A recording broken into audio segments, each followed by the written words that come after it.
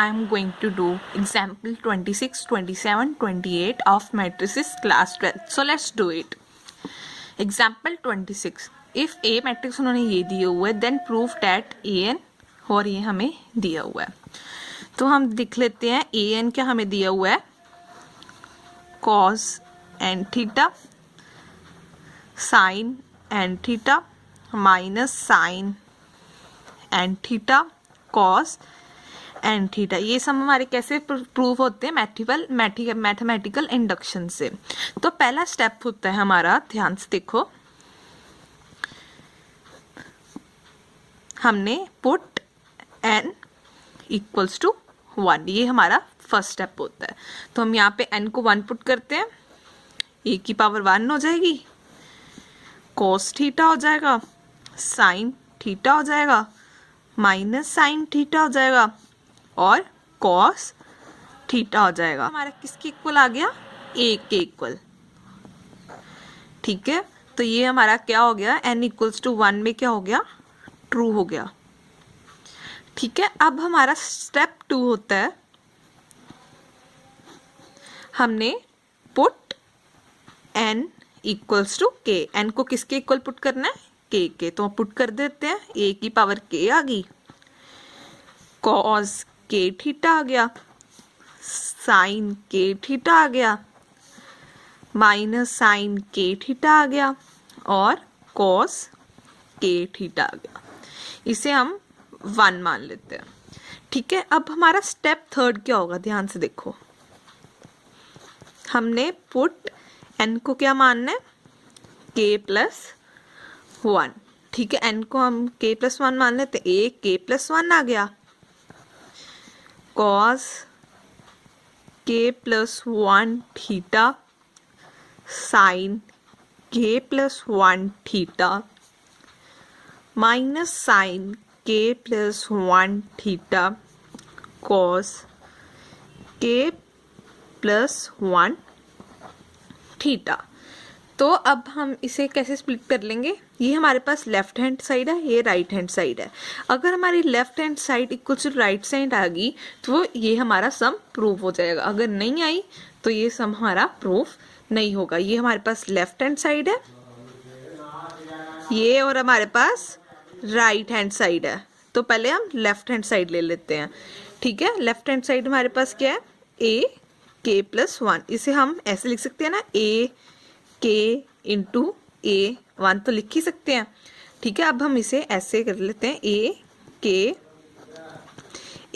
क्या हमारे पास ये वाला, तो हम यहाँ पे पुट कर देते हैं ये वाली वैल्यूज, cos k थीटा आ गया, sin k theta minus sin k theta और cos k थीटा. अब क्या है, a की पावर 1, तो वो कौन सी थी हमारे पास, ये वाली. तो हम ये यहाँ पे ये पुट कर देते हैं. अब cos theta sin theta minus sin theta और cos थीटा. अब हम इन दोनों को मल्टीप्लाई कर लेते हैं. ठीक है ना, तो क्या आएगा, देखो, cos k theta into cos theta, cos k theta cos theta plus sin k theta minus sin theta. अब क्या आएगा, cos k theta sin theta plus sin k theta cos theta. नीचे क्या आएगा, minus sin k theta cos theta minus cos k theta sin theta. और यहाँ पे क्या आएगा, minus sin k theta sin theta plus cos k theta और cos theta. ठीक है, अब यहाँ पे माइनस है, अब हम इस नीचे अंदर ले आते हैं माइनस वाले साइन को. ठीक है, cos k theta minus sin k theta और साइन थीटा. ये हम साइन के थीटा को पहले लिख लेते हैं, आपको बताऊंगी क्यों लिखा हमने, बाद में बताती हूँ. और cos theta plus cos k theta और साइन थीटा, और यहाँ से हम माइनस के साइन को कॉमन निकाल लेते हैं। तो हमारे पास क्या बचा अंदर, साइन के थीटा, इसलिए हम साइन को हम पहले लिखेंगे कॉस थीटा प्लस कॉस के थीटा और कॉस थीटा। ठीक है, तो सॉरी यहाँ पे हाँ ठीक है, और ये साइन है, यहाँ पे मैंने गलती से कॉस लिख दिया, सॉरी यहाँ पे है, ये वाला मैंने पहले लिखा है। ठीक है, सॉरी मैंने ये वाला लिख दिया था, यही आएगा साइन के थीटा और साइन थीटा। ठीक है, अब क्या आगे हमारे पास क्या है, माइनस साइन के थीटा। अब हम यहाँ पे क्या करेंगे, कॉस को पहले लिखेंगे कॉस के थीटा माइनस साइन के थीटा और साइन थीटा। तो हमारे पास ये कंफ्यूजन, हमें यहाँ पे लाइन लगा देती हूँ आपको। ठीक है, अब हम के थीटा को ए मान लेते हैं और थीटा को हम ए मान लेते हैं, बी मान लेते हैं। तो ये क्या हो गया, cos A cos B minus sine A sine B. तो इसका हमारे पास फॉर्मूला क्या होता है, कॉस ए प्लस बी, और sine A sine cos B plus cos A sine B का हमारे पास फॉर्मूला क्या होता है, साइन ए प्लस बी। ठीक है, तो इसलिए हमने ऐसा आगे इसको मैंने आगे लिखा था, साइन के थीटा और कॉस थीटा को। ठीक है, तो cos A cos B minus sine A sine B क्या होगा हमारे पास, cos A plus B. A क्या हमारे पास, के थीटा प्लस बी, और बी क्या हमारे पास, थीटा। अब ये क्या है, sine A sine cos B plus cos A sine B. तो इसका फॉर्मूला क्या होता है, साइन ए प्लस बी। ये क्या हमारे पास, के थीटा, और बी क्या हमारे पास, थीटा।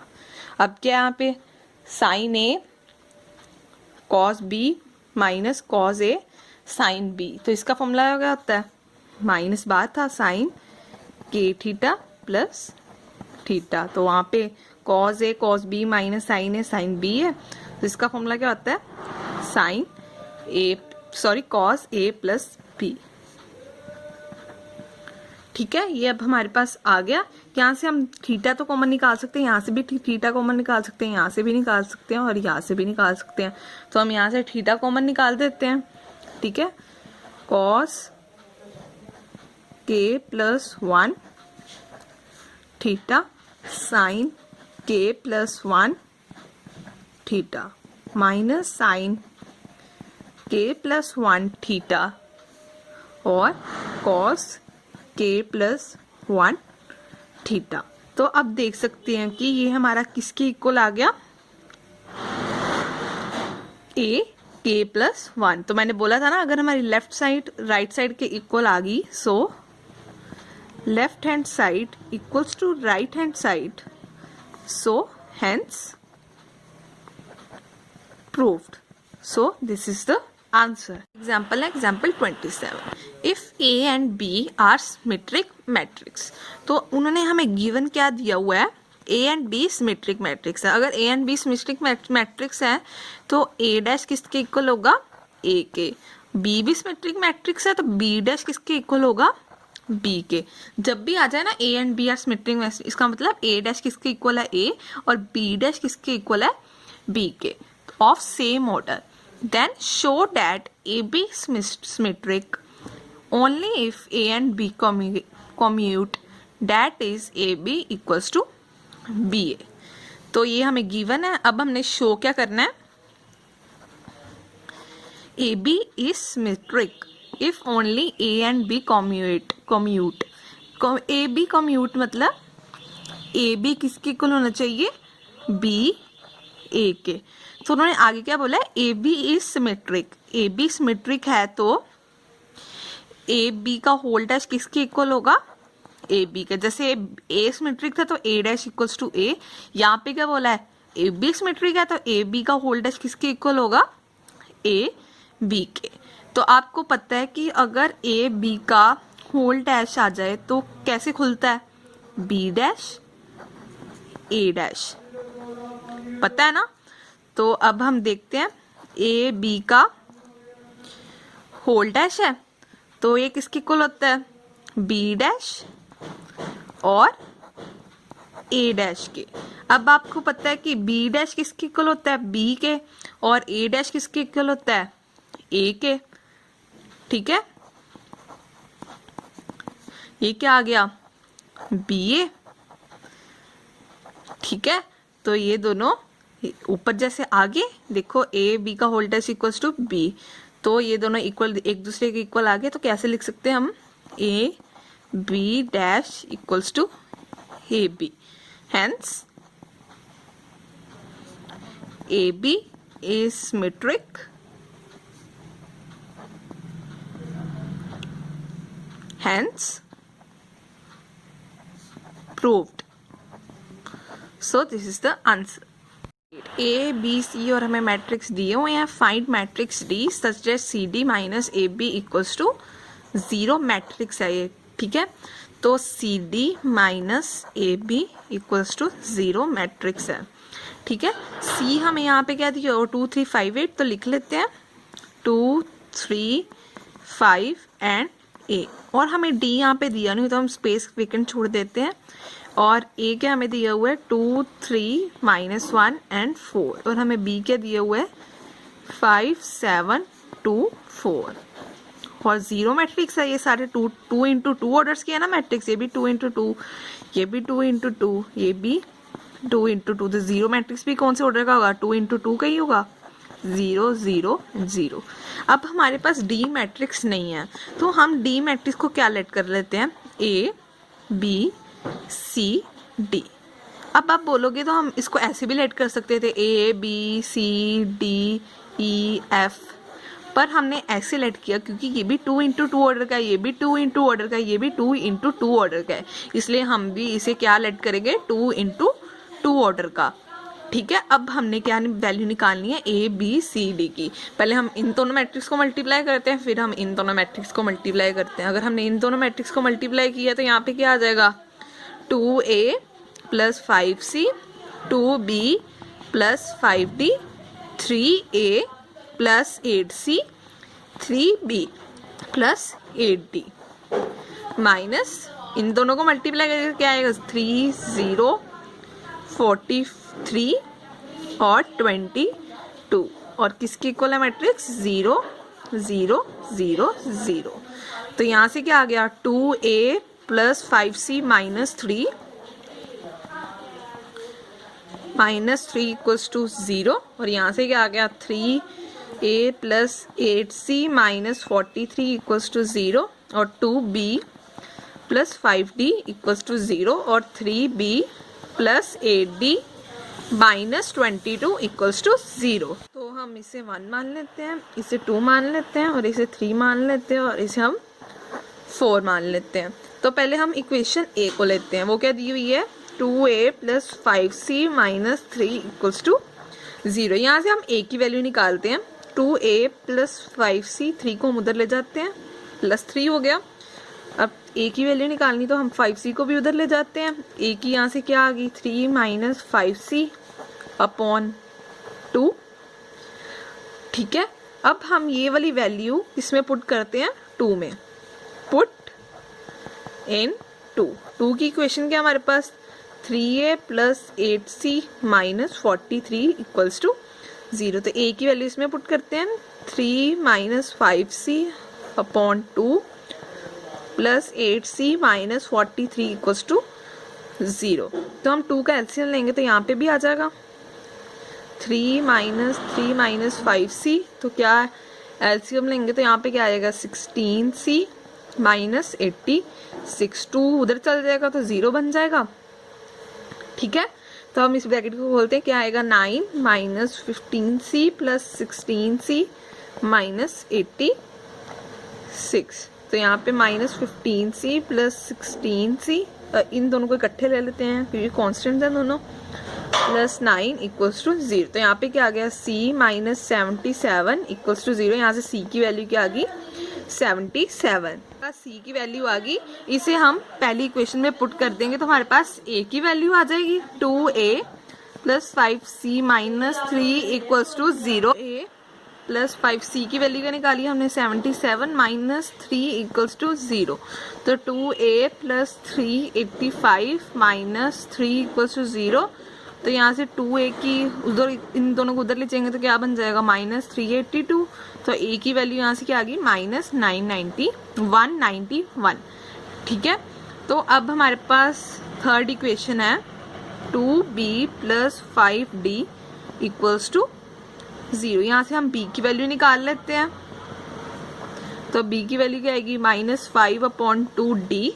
तो इसे हम फोर्थ इक्वेशन में पुट कर देते हैं। फोर्थ इक्वेशन क्या है 3b plus 8d minus 22 equals to 0। ठीक है, वैल्यू यहाँ पे पुट कर देती हूँ -5/2d plus 8d minus 22 equals to 0। यहाँ पे क्या आ गया -15/2d plus 8d minus 22 equals to 0। तो यहाँ पे क्या आ गया 15। यहाँ पे मैं 2 का एलसीएम ले लेती हूँ। ठीक है, तो ये क्या आ गया 15d प्लस 16d माइनस 42। अब 2 को मैं उधर ले जाऊंगी तो 0 बन जाएगा। ठीक है, तो ये क्या हो गया plus d minus 44 equals to 0। यहाँ से d की वैल्यू क्या आ गई 44 की वैल्यू आ गई। इन्हें हम 3 में पुट कर देते हैं, 3 इक्वेशन में 2b plus 5d equals to 0। 2b plus 5 44।